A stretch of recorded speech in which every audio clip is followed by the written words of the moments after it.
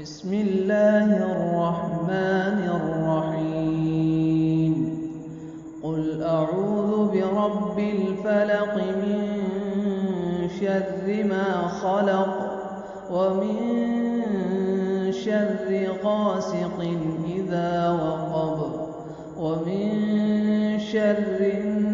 النفاثات في العقد ومن شر حاسد إذا حسد. بسم الله الرحمن الرحيم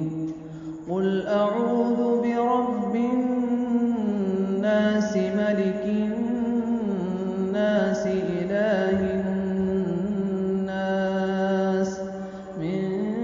شر الوسواس الخناس